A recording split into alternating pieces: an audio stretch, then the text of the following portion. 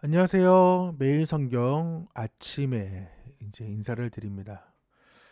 새벽에 4시에 깨가지고, 와, 너무 피곤하고 너무 힘든데, 그리고 오늘 체력을 비축을 해야 되거든요. 오늘은 어린이날, 해미와 기천의 날.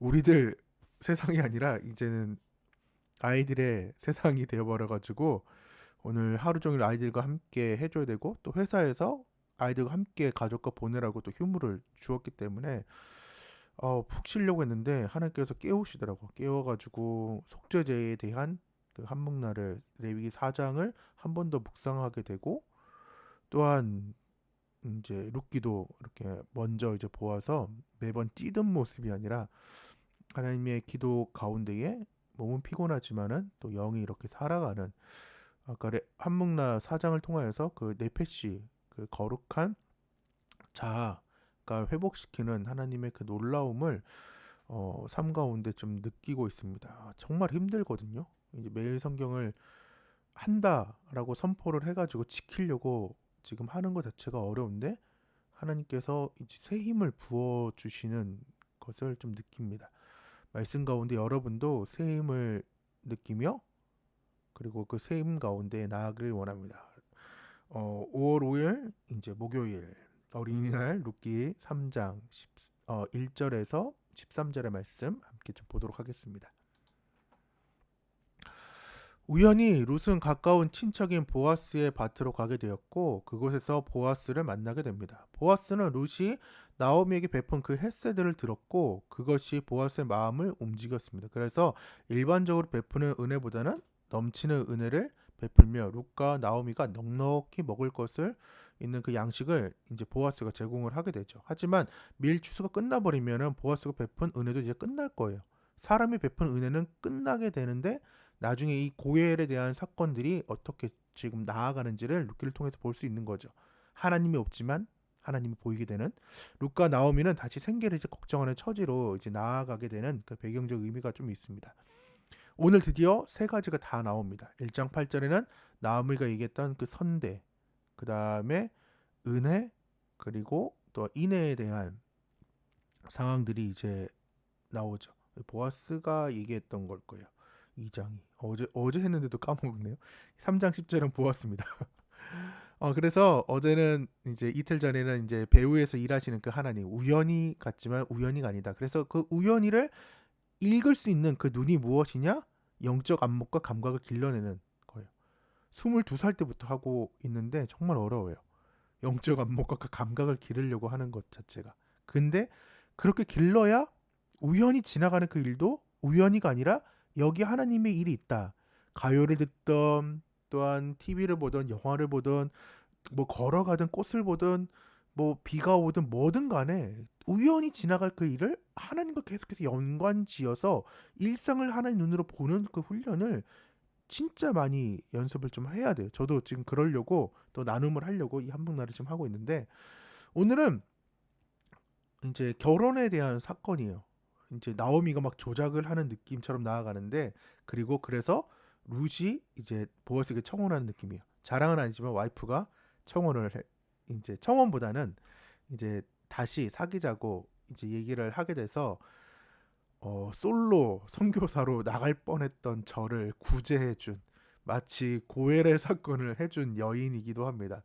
그렇지 않았으면은 제가 여러분을 만나지 못하고 해외에 있는 사람을 만나서 이제 그렇게 살아갈 수 있었는데, 이 고엘의 의미가 이 와이프에도 해당할 수 있는, 즉 룻에게 이제 룻 같은 경우는 나오미의 그 집안을 고엘하는 사건이고, 보아스는 이제 룻과 그 나오미의 전반적인 것을 이제 기업 물을 자로 나아가는데, 그만큼 결혼에 한 의미가 아주 중요한 의미고, 또한 한 사람이 결혼해서 가정을 꾸린다는 것 자체가 하나님의 축복이고, 또한 그 축복을 통하여서 텅 비었던 그 솔로가 정말 텅 비건, 특히 남자로서의 솔로는 아주 공허하고 텅 빈 그 느낌을 꽉 채워주고, 꽉 채움을 벗어서 이제 넘치는 아이가 두 명이 이제 생겼죠. 그래서 적극적인 행동이 하나님의 일을 이룬다는 거예요. 제가 적극적이지 못했던 사람 중에 하나였거든요. 근데 적극적인 여자를 만나서 적극적으로 이제 제 삶이 좀 변화가고 닮아간다고 하잖아요. 그런 것처럼 하나님의 일을 이루는 그 적극적인 행동이 우리 가운데 있어야 됩니다.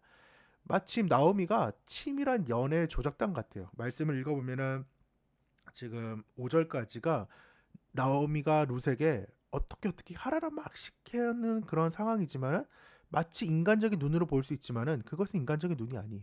하나님의 눈이자 보아스는 고엘의 대상인 거예요.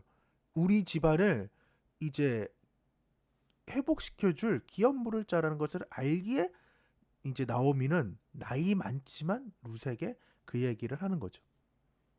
그래서 하나님의 그 연출이 있다라는 거예요. 우리가 적극적으로 행동하는 그 일들을 통하여서 하나님께서는 이제 연출을 이루어가는 거예요.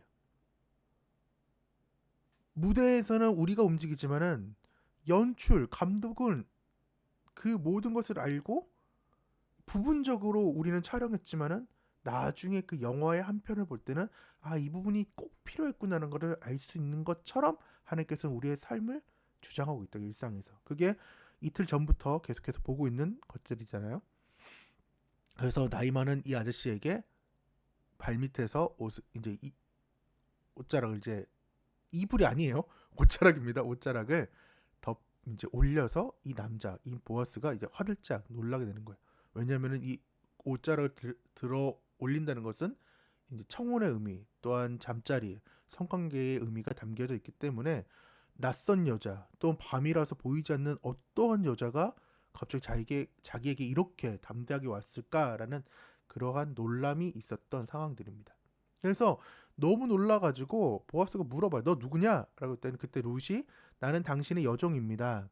당신의 옷자락으로 이제 여종을 옛날에 개역 한글에는 이제 시녀를 덮어달라고 얘기하고 그리고 그 이유는 당신 우리의 기업물을 잘하고 다시금 이 고엘의 말을 말하고 있는 거죠. 이 여종은 2장 13절에 미를 추수했던 그 하녀와 다른 의미입니다.